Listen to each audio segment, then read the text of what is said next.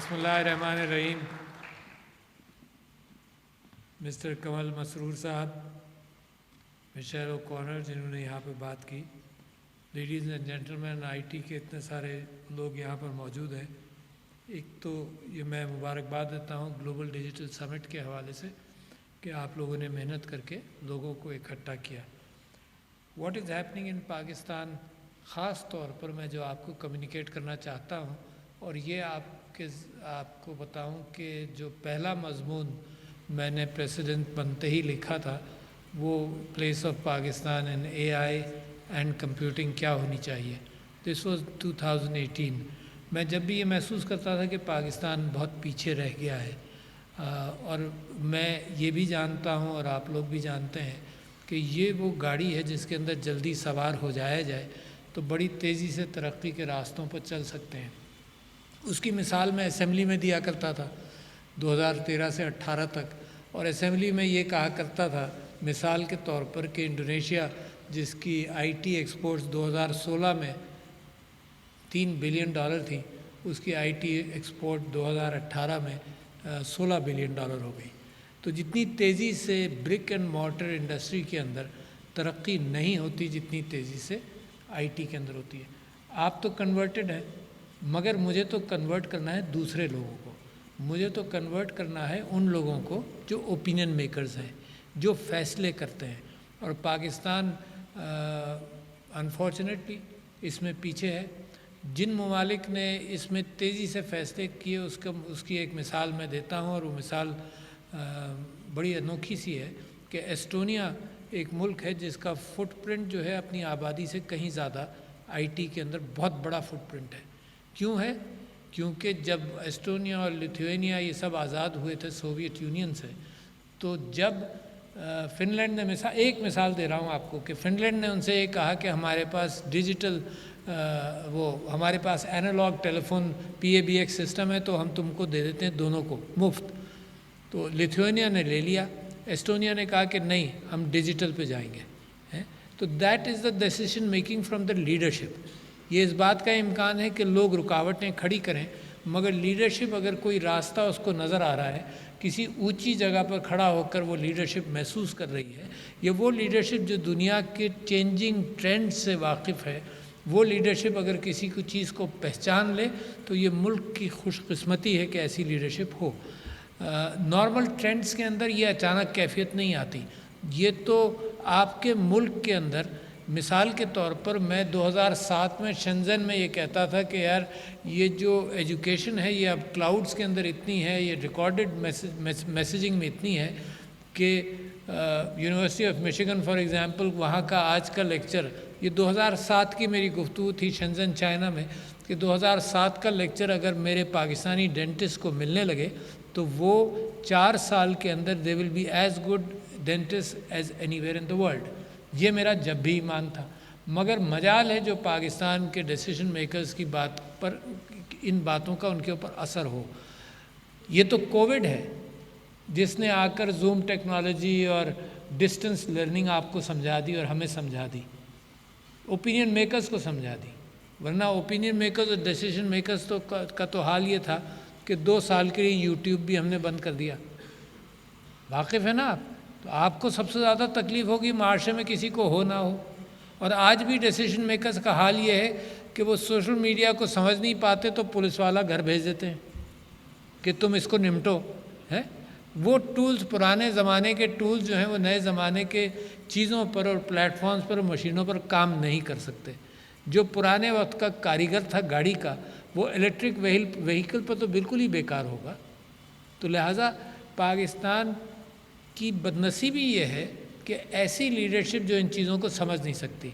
तो लिहाजा मेरा बुनियादी काम ये है कि आप तो कन्वर्टेड हैं, आपको मैं कहना ज़रूरी नहीं है, मगर आपके लिए भी कुछ चीज़ें ऐसी होंगी जो मैं समझता हूँ कि आप उसको मज़ीद इस्तेमाल कीजिए माशरे के अंदर ये तब्दीली लाने के हवाले से। हुआ क्या है दुनिया के अंदर?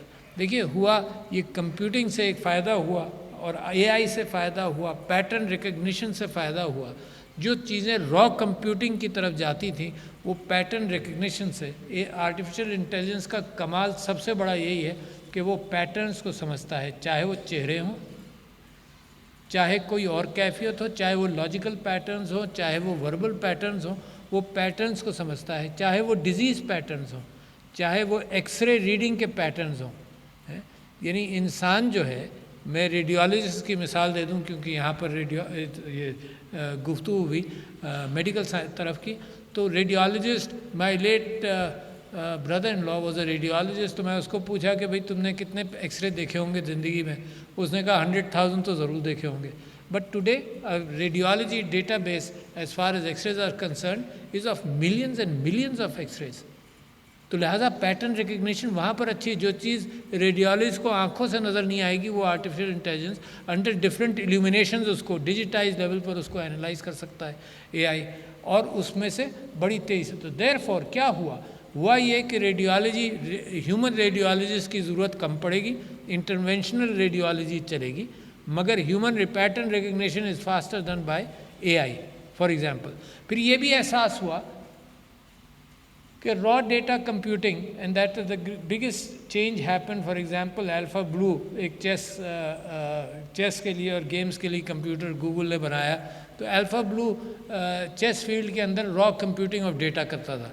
But alpha go the next step was not raw computing but somehow neural networks के एतबार से statistically to coming to a better answer without raw computing. Raw computing तो बहुत बड़ी हो जाती है ना, it's very expensive on computer time and computer formations. तो लिहाजा उसके ज़रिए ये नया स्टेप आया न्यूरल नेटवर्क्स के ज़रिए कि सोल्यूशन पर पहुंचा जाए। Not every possibility and probability has to be looked at, क्योंकि जितना डेटा उतने ज़्यादा वेरिएबल्स। और आप में से जो स्टेटिस्टिक्स के तालिब इल्म हों उनको मैं ये कह सकता हूँ कि मैंने पहली मास्टर्स थीसिस लिखी 1975 में at the university of Michigan. उसके अंदर there were only 5 valuables in my research, variables. उन वेरिएबल्स के लिए मैंने एक एनालिसिस ऑफ वेरिएंस किया 5 वेरिएबल्स के साथ। मुझे 6 महीने लगे वो कार्ड इनपुट के अंदर, फिर कंप्यूटर में गया, फिर वहाँ से पता चला 5 वेरिएबल्स के साथ। आपको मालूम है ये GPT-3, आप तो वाकिफ़ हैं, मैं किसी जगह पर तो मुझे एक्सप्लेन करना पड़ेगा कि GPT-3 क्या है। तो GPT-3 के लिए उन्होंने कॉमन क्रॉलर के ज़रिए जो उन्होंने डेटा जमा किया, billions of variables can be address today by the computers, billions of variables. लिहाजा एग्जिस्टिंग डेटा, मेरे भाइयों और बहनों, एग्जिस्टिंग डेटा दुनिया में इतना है जो आज के कंप्यूटर्स एनालाइज नहीं कर सकते। Do you know that? Astronomy का डेटा है, मेडिसिन का डेटा इतना है कि आजकल न लोग मिलते हैं इतने, न कंप्यूटर्स इतने हैं। लोगों की भूख इतनी है, ह्यूमन रिसोर्स की दुनिया को इतनी भूख ये है कि हम यहाँ पर ढंडोरा पीट रहे हैं कि हमारा ह्यूमन रिसोर्स है, यूथ बल्ज है, but at the same time हम यूथ बल्ज को एजुकेट नहीं करते। मैं आपको सिर्फ एक फ़िगर दे दूँ, आपके लिए गम का बायस भी हो ना। ये फिगर आपको दे रहा हूँ कि अभी वर्ल्ड बैंक ने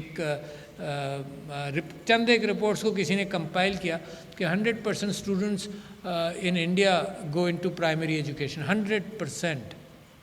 इन श्रीलंका 99%, इन Bangladesh 98%, and in your country 68%। तो आप कैसे मुकाबला करेंगे दुनिया का? ये ज़रूर है इत्तेफाकिया कोई चीज़ किसी को मिल जाए, अनोखी चीज़ मिल जाए है, और वो उसको लेकर भाग निकले। इस तरह से तो हम उम्मीद करते हैं कि ये अनोखी चीज़ भी आईटी के अंदर ही मिलेगी। जैसे लोग तलाश करते थे ना कि इसको सोने की डली मिल जाए, खोदते थे कि कोई जेम मिल जाए, कोई हीरा मिल जाए, तो इस वक्त सोने की डली जो है ना वो आईटी के अंदर मौजूद है। एंड ये मैं लोगों को कन्विंस कर रहा हूँ, जो ब्रिक एंड मॉर्टर के इंडस्ट्रियलिस्ट हैं उनसे भी मैं कहता हूँ कि आईटी के अंदर इन्वेस्ट करो। The biggest possible return can happen in IT. मैं आपसे ये कह रहा था कि जहाँ इस चीज़ का जिक्र है, मैं आपको बताऊं कि डेटा कितना है, something to stimulate your mind. यानी एक जनरल बात तो आपके सामने करना बेकार है। डेटा का मैं आपसे जिक्र करता हूं कि इट टुक अबाउट 12-13 ईयर्स के डीएनए को, एक इंसान के डीएनए को एनालाइज कर लिया जाए, जीन्स के एतबार से, है ना, genetic understanding of one human. अच्छा, वो 2012 के अंदर मुकम्मल हुआ। आज फिर इस बात का इम्कान है कि $100 में आप अपना टोटल जेनेटिक एनालिसिस कर लिए, $100 में। आप ज़रा तसव्वुर करें, मेडिसिन के अंदर ये बात सोची जाती है कि तकरीबन 50%, we don't have exact criteria, तकरीबन 50% हमारी एटीट्यूड्स, हमारी बीमारियां, हमारी पर्सनालिटी वगैरह नेचर रिलेटेड है, दैट मीन्स जेनेटिक डायरेक्शन है उसका, और 50% हमारी नर्चर रिलेटेड है, यानी एनवायरमेंटल है, पढ़ लिया, ये कर लिया, डिसीजन मेकिंग वगैरह। तो 50 और 50 है। आप तसव्वुर नहीं कर सकते कि डीएनए कितना बड़ा रिसोर्स बन सकता है विद वेरिएबल्स, बिलियंस ऑफ, कितने 6-7 बिलियन इंसान हैं।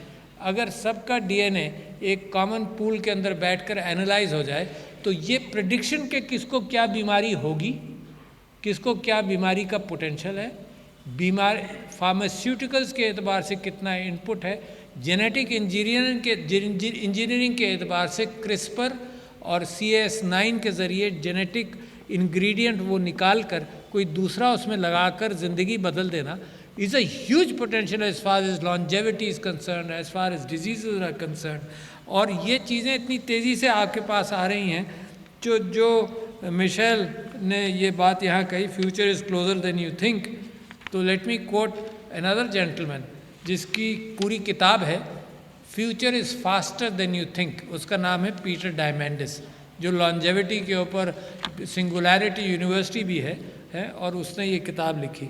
तो मैं आपसे कह रहा हूँ कि इमेजिन करो कि ये जो GPT-3 चैटबॉट तो आज़ाद हो गया ना, अब आपके सारे उस्ताद परेशान हैं, दुनिया के सारे उस्ताद परेशान हैं, पाकिस्तान के भी, कि ये चैटबॉट GPT-3 तो और ज़्यादा सोफिस्टिकेटेड है कि चैटबॉट के ज़रिए स्टूडेंट्स अपने एसेज लिख लेंगे, अपनी थीसिस लिख लेंगे, अपनी रिसर्च डॉक्यूमेंट कर लेंगे, and they have no idea how to counter that.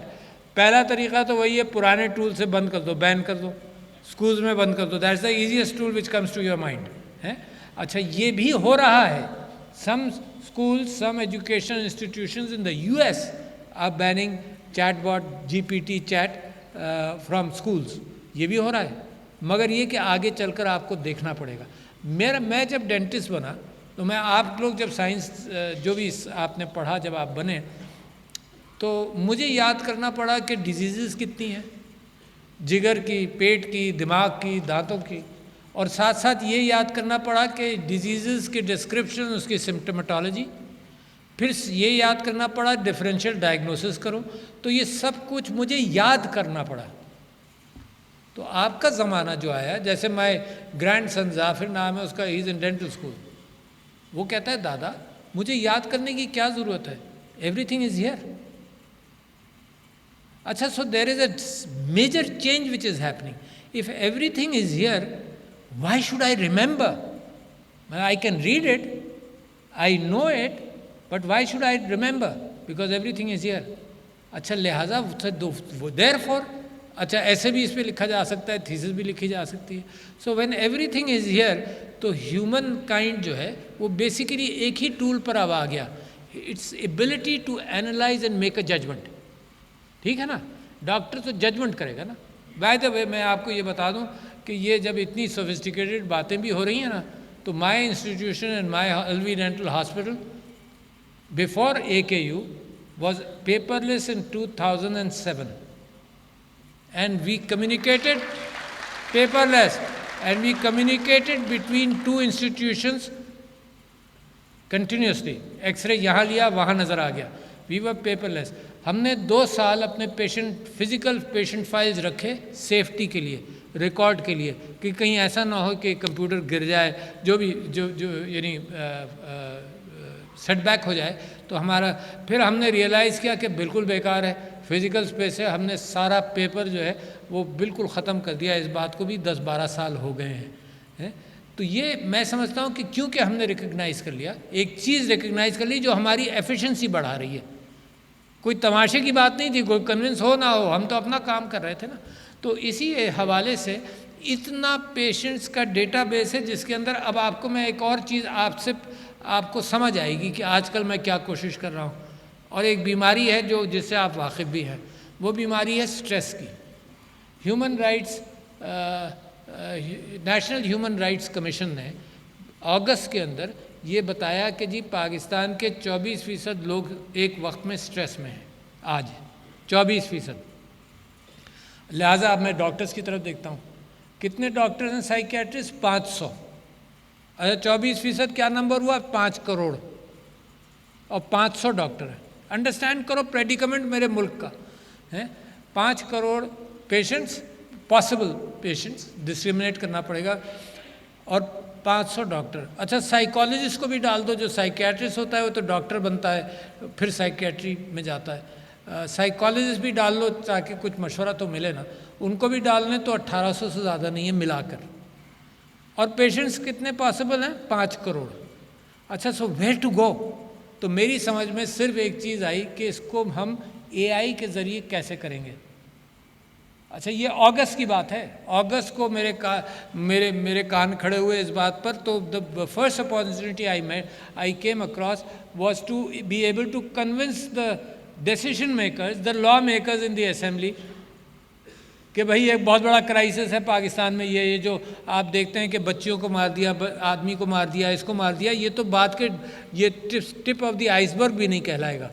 ऐसे बहुत सारे वाक़यात, घरों में झगड़े, लड़ाई, मार कुटाई, सब वो सब कुछ, दोज आर एक्सट्रीम पोजीशंस, ये सब कुछ हो रहा है। तो आपको याद होगा उस दिन मुझे सुनने वाले 18 लोग थे वहाँ, उससे ज़्यादा तो यहाँ बैठे। जब प्रायोरिटी कौम की कन्फ्रंटेशन हो, जब प्रायोरिटी कंटेनर टेक्नोलॉजी हो, तो फिर रियल इश्यूज़ पर उनका ध्यान डलवाना बड़ा मुश्किल है। अच्छा, मगर फिर भी हमने पिक किया पीछे पड़कर, क्यों? हमें यह एहसास हुआ कि अगर इतने सारे लोग हैं तो they need information, first they need a place to call. अब 2 करोड़ 3 करोड़ लोगों को प्लेस टू कॉल के अंदर भी we can not have enough personal.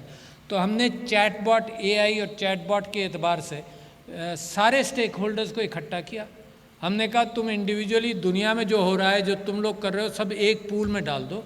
तो प्राइम मिनिस्टर्स हेल्पलाइन का हमने उसको तारुफ दिया और उसके अंदर चैटबॉट को लॉन्च करने के करीब है। In the last 3 or 4 months अब हम वहाँ पर आ गए, चैटबॉट। अच्छा, चैटबॉट क्या करेगा? I am just giving you an understanding of what it can do.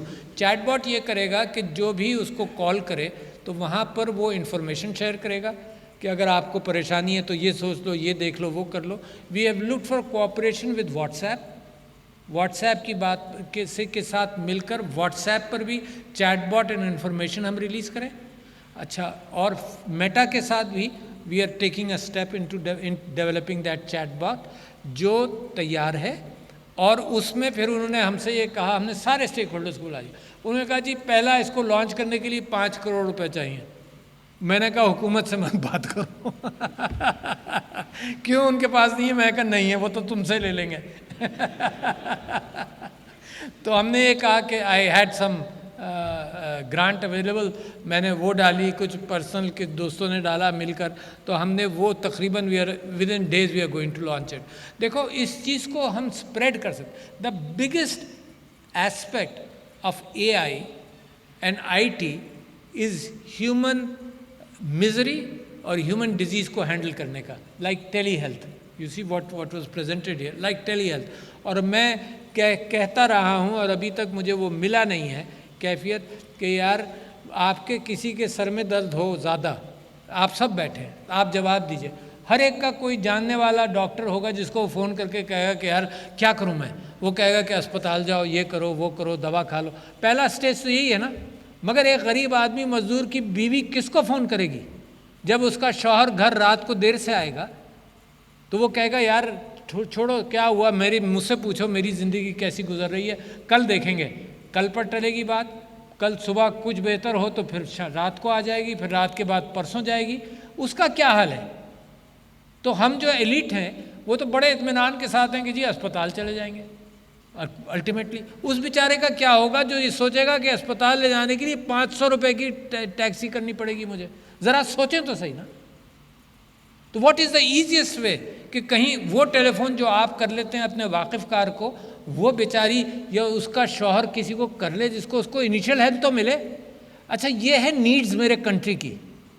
आप एलीट हैं मगर आपको आगही होनी चाहिए कि कितनी परेशानी हर तरफ। ये माशी परेशानी तो इस वक्त इसको और बढ़ा रही है इस मामले को, but this is the way where you can go. इससे आगे देखो, आपका जो IT है और आप लोग जो सब कर रहे हैं वो आप डेटा पॉइंट्स को देख रहे हैं, डेटा पॉइंट्स क्लाउड में डाल रहे हैं और उसकी एनालिटिक्स की बुनियाद पर आप अपने कस्टमर को फीड कर रहे हैं उसका analysis. This is what you are doing in every field. What you are doing, all of you, जितनी ऐप्स बना रहे हैं वो बड़े huge data points, and you are trying to access all data points. यहाँ एक्सचेंज ऑफ डेटा का भी कोई कानून नहीं है. कोविड में क्या हुआ? कोविड की कामयाबी से आप वाकिफ है ना. कोविड में ये हुआ कि इमरजेंसी की वजह से लोगों ने डेटा एक्सचेंज किया, वरना आपके यहाँ कानून मौजूद नहीं है. और मैंने उनको इस तरफ तवज्जो दिलाई कि यार नादरा का डेटाबेस एक अपना है, 50 इनपुट्स हैं. फ़र्ज़ करो मेरे मुतालिक उनके पास 50 इनपुट्स हैं. किस लेवल तक बैंक के साथ शेयर होगा? बैंक का डेटाबेस है, किस लेवल तक वो किसी और के साथ शेयर होगा? तो इनमें डेटा कम्युनिकेशन के एतबार से भी एक्सचेंज की बात हो जाए. फिर प्राइवेट, ये जो हेल्थ सेक्टर है, इसके अंदर प्राइवेसी ऑफ डेटा का भी कॉन्सेप्ट होगा, एथिक्स भी होंगी. एथिक्स के एतबार से कहाँ उसकी विंडो रखी जाए. तो there is a lot of judgement which has to be made throughout the world, but particularly in Pakistan also. तो मैं आपसे ये कह रहा हूँ कि पोटेंशियल इतना ह्यूज, जैसे मैंने आपको DNA का बताया, मगर मैंने आपसे एक बात ये कही कि ना इतने लोग हैं ना इतने कंप्यूटर हैं. बट साइंस की तरफ तो इम्कान है चीज़ों के बढ़ने का. ये जो इलेक्ट्रॉनिक कंप्यूटिंग है, इलेक्ट्रॉन्स के एतबार से डिजिटल कंप्यूटिंग जैसी है, ये जब ऑप्टिकल कंप्यूटिंग में जाएगी तो those of you who are scientist sitting here, photon does not carry energy but carries information और कैरीज इंडिविजुअल इंफॉर्मेशन. इलेक्ट्रॉन्स जो है उसके साथ रेजिस्टेंसेस हैं, सब कुछ है. Photons can travel in the fibre optic cable without losing information, जब भी वह फाइबर ऑप्टिक्स में काम होता है. तो optical computing is one way to go. For example, it will multiply tremendously the potential of computing, and quantum computing is another option which multiplies the potential of computing tremendously.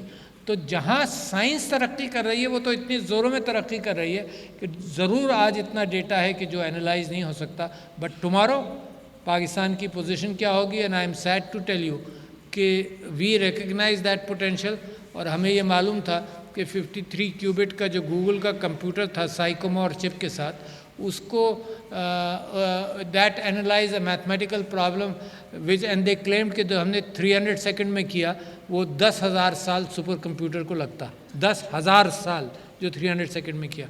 So and they claimed that their computer was 115 million times stronger than the biggest supercomputer in the world today.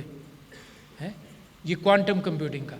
अच्छा जी, put it at that stage. और मैं इसको समझ रहा हूँ, I discussed it with Bill Gates, and he and I agreed कि अगर data का अल्टीमेट एनालिसिस की ज़रूरत है तो क्वांटम कंप्यूटिंग के बगैर नहीं होगा. हमने पाकिस्तान का के हवाले से क्वांटम एक बोर्ड बनाने की नियत की. This is last year. एक बोर्ड बनाने की नियत की. डायस्पोरा में से हमने कई 15-20 को आइसोलेट किया पाकिस्तानीज़ कि क्वांटम कंप्यूटिंग में बोर्ड बना लें और let's step into some cooperation somewhere. What is popularly known as regime change हो गया. रिजीम चेंज जब हो गया तो प्रायोरिटीज़ बदल गई. सबका फोकस कंटेनर पर आ गया, रेजिग्नेशन पर आ गया, इलेक्शंस पर आ गया. बाकी दुनिया जो हो रही है वो होती रहे, किसी को फिक्र नहीं थी. तो नतीजा ये हुआ कि दिस साल you will understand, maybe lay public will not understand, every qubit increase in computing power is doubles the computer's ability, तो 53 qubit या 52 qubit का था. Xanadu कंपनी ऑफ कनाडा ने 219 क्यूबिट का कंप्यूटर रिलीज़ किया अभी, जिसका मैं नाम भूल रहा हूँ कौन से चिप, बोरियालिस चिप के साथ. 219 क्यूबिट का. Must be much many multiple times bigger. अच्छा क्या हुआ? All of a sudden I release this news only 2 months ago कि जी इंडियन गवर्नमेंट ने अपने इंजीनियर्स के साथ उनका कोऑपरेशन सजेस्ट किया, and there 3 of them were working with Xanadu. मेरा मुल्क कहाँ गया? मेरा मुल्क मेरी सियासत की नज़र हुआ. So you see, what you are losing, all of you please keep in mind कि आपकी प्रोग्रेस का ताल्लुक़ जो है वो आपके साथ है. In your area, actually,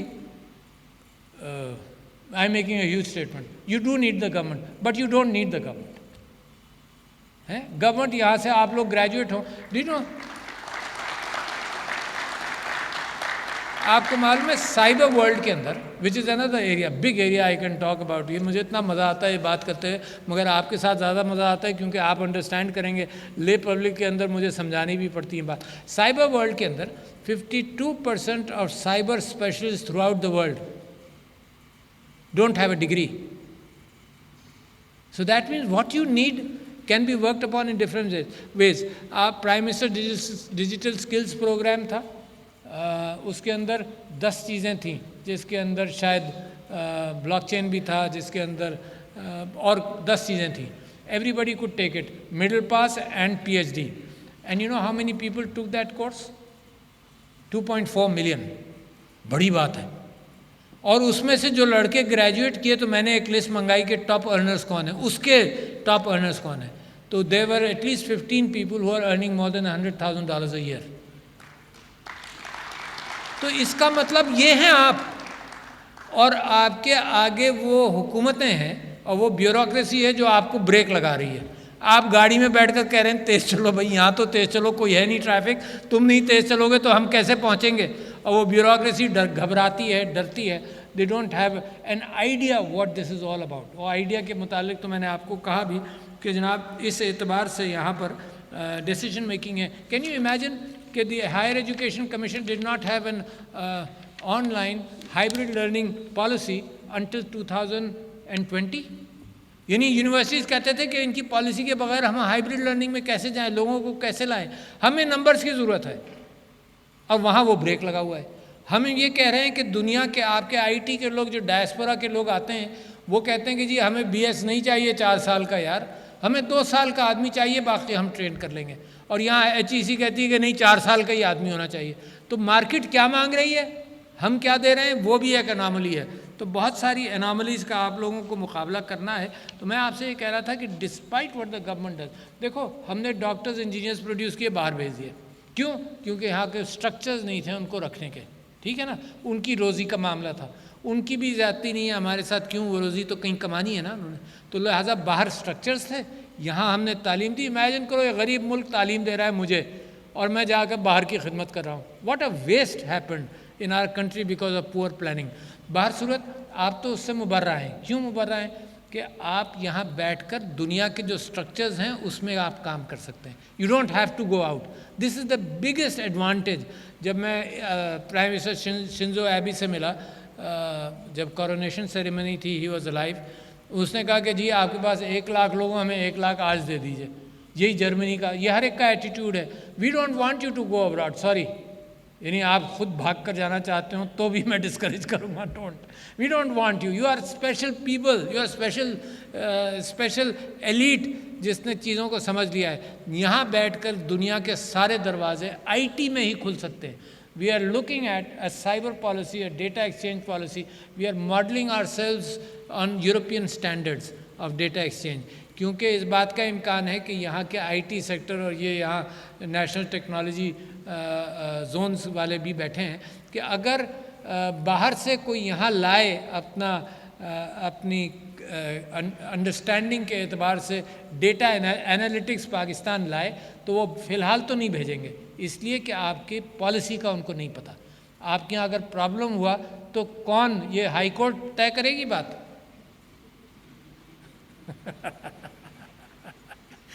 तो लिहाजा वो पॉलिसी के एतबार से जो यूरोपियन स्टैंडर्ड्स है, ताकि लोग कंफर्टेबल हों कि पाकिस्तान अपना डेटा भेजें और पाकिस्तान के लोग डेटा एनालाइज करें। तो what I am telling you in the and कि वुमेन एम्पावरमेंट के हवाले से भी IT sector is the best sector. Meta एक काम कर रहा है लड़कियों को ख़ास तौर पर इनकरेज करना, रास्ते दिखाना। यू सी, ये जो आपका सारा काम है, ये कि गाहक कहाँ है, किसको क्या ज़रूरत है, इस सब को मशीन कर ले रहा है। यानी millions is no issue, billions is no issue.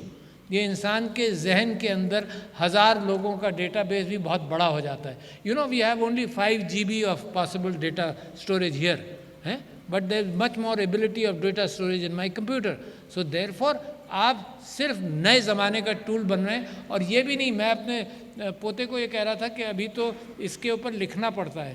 There is only 10 years from now where man brain computer interfaces जो है वो कामयाब मज़ीद हो जाएंगे, ऑलरेडी शुरू हो गए। ब्रेन कंप्यूटर इंटरफेस मीन्स कि I think and I see, that is where I want Pakistan to be. So thank you, ladies and gentlemen.